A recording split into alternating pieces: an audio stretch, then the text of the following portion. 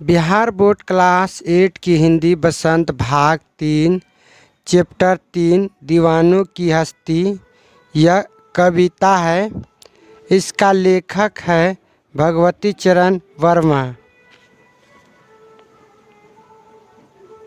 इस वीडियो में इस चैप्टर के सभी प्रश्नों का उत्तर हल करेंगे। चलते हैं क्वेश्चन की तरफ। प्रश्न अभ्यास कविता से। क्वेश्चन नंबर 1, कवि ने अपने आने का उल्लास और जाने को आंसू बनकर बह जाना क्यों कहा है? आइए इसका उत्तर आइए 1 नंबर का उत्तर हम इस प्रकार से करेंगे। कवि बेफिक्री भरा जीवन वाला व्यक्ति है। कवि के अपने आने को उल्लास इसलिए कहा है क्योंकि जहाँ भी जाता है मस्ती का आलम लेकर जाता है। उससे मिलकर लोगों के मन प्रसन्न हो जाते हैं। पर जब वह उस स्थान को छोड़कर आगे जाता है तब उसे तथा वहाँ के लोगों को दुख होता है। विदाई के क्षणों में उसकी आँखों से आंसू बह निकलते हैं। प्रश्न नंबर 2, भिखमंगों की दुनिया में बेरोक प्यार लुटाने वाले कवि ऐसा क्यों कहता है कि वह अपने हृदय पर असफलता का एक निशान भरा भी तरह लेकर जा रहा है? क्या वह निराश है या प्रसन्न है? देखिए 2 नंबर का उत्तर हम इस प्रकार से यहाँ से करेंगे। यहाँ भिखमंगों की दुनिया से कवि का आशय है कि यह दुनिया केवल लेना जानती है, देना नहीं।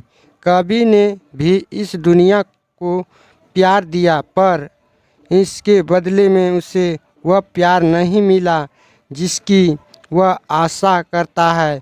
कवि निराश है। वह समझता है कि प्यार और खुशियाँ लोगों के जीवन में भरने असफल रहा। दुनिया अभी सांसारिक विषयों में उलझी हुई है।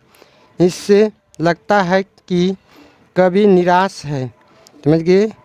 अगर आप लोग चैनल पर पहली बार आए हैं तो चैनल को सब्सक्राइब कर लेंगे, वीडियो को लाइक कर लेंगे मेरे प्यारे भाई बहन, और प्यारा सा कमेंट कर लेंगे। चलते हैं नेक्स्ट क्वेश्चन की तरफ।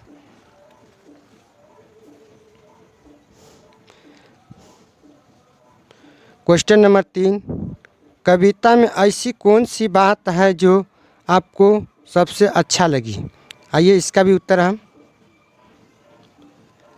3 नंबर का उत्तर लिखेंगे। इस कविता में कवि को अपने ढंग से अपना जीवन भी तथा चारों ओर प्यार और खुशियाँ बांटना सबसे अच्छा लगता है।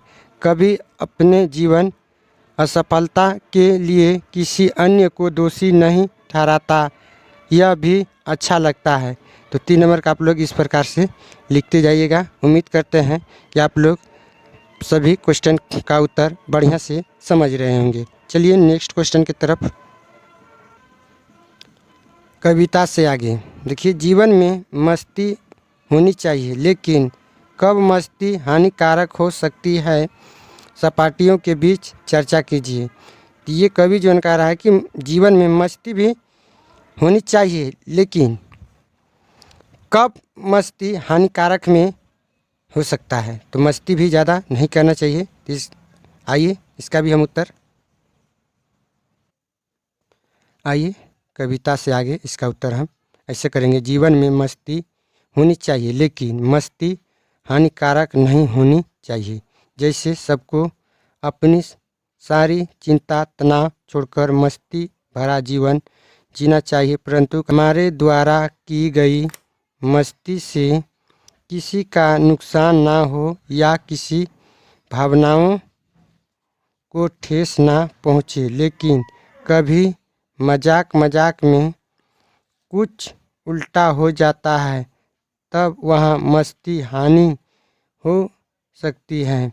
हमें दूसरे को जीवन या स्वतंत्रता में दखल देने का कोई हक नहीं है। ऐसा ना हो कि हम अपनी मस्ती में इतना मस्त हो जाएं कि दूसरे की भावनाओं का ख्याल ही ना रह पाए। समझ गए? तो आप लोग इस तरह का उत्तर कर लीजिएगा 3 नंबर।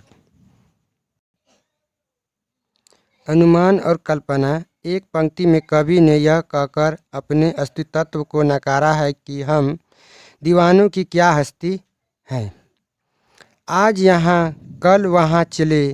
दूसरी पंक्ति में उसने यह कहकर अपने अस्तित्व को महत्व दिया है कि मस्ती का आलम साथ चला, हम धूल उड़ाते जहाँ चले। यह फाका मस्ती का उदाहरण है। अभाव में भी खुश रहना फाका मस्ती कही जाती है।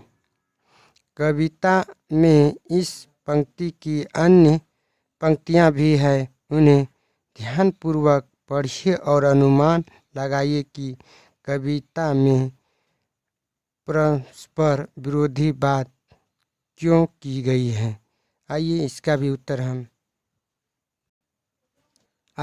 उत्तर हम ऐसे करेंगे। कविता में परस्पर विरोधी प्रकट करने वाली पंक्तियाँ निम्नलिखित हैं। एक में कहता है, आए बनकर उल्लास अभी, आंसू बनकर बह चले अभी। यहाँ देखिए इसमें क्या है, उल्लास भी है और आंसू भी है दोनों पंक्तियाँ में। समझिए। देखिए दूसरा में कह रहा है, जग से उसका कुछ लिए चले, जग को अपना कुछ दिए चले। तो देखिए कुछ लेना और देना एक साथ है। समझ गए? इसी प्रकार से 3 का पॉइंट में कहता है, दो बात कही दो बात सुना, कुछ हंसते और फिर कुछ रोए, हंसना एवं रोना एक साथ है। और चौथा पॉइंट में कहा है, हम भिखमंगों की दुनिया में स्वच्छंद लुटाकर प्यार चले। यहाँ कहता है भिखमंगों का उल्लेख है और लुटाना भी है। समझते यहाँ इस प्रकार से है। देखिए पॉइंट 5वां में, हम स्वयं बंधे थे और स्वयं हम अपने बंधन तोड़ चले। यह स्वयं बंध कर फिर स्वयं अपने बंधन तोड़ने की बात भी कही है। समझ गए? इस परस्पर में विरोधी बातों का कविता में इसलिए समावेश किया गया है क्योंकि कवि अपने जीवन के नियम स्वयं बनाता है और स्वयं तोड़ता है। समझ गए? कवि अपने जीवन में नियम को बनाता भी था और तोड़ता भी था। वह अपनी मर्जी का मालिक है, उसे अपने लक्ष्य के अलावा कुछ भी महत्वपूर्ण नहीं है। समझ गए? इस तरह आप लोग कर लीजिएगा। भाषा की बात। संतुष्टि के लिए कवि ने छक्कर जी, भारकर और खोलकर जैसे शब्दों का प्रयोग किया है। इसी भाव को व्यक्त करने वाले कुछ भी शब्द सोचकर लिखिए, जैसे हंसकर, गाकर।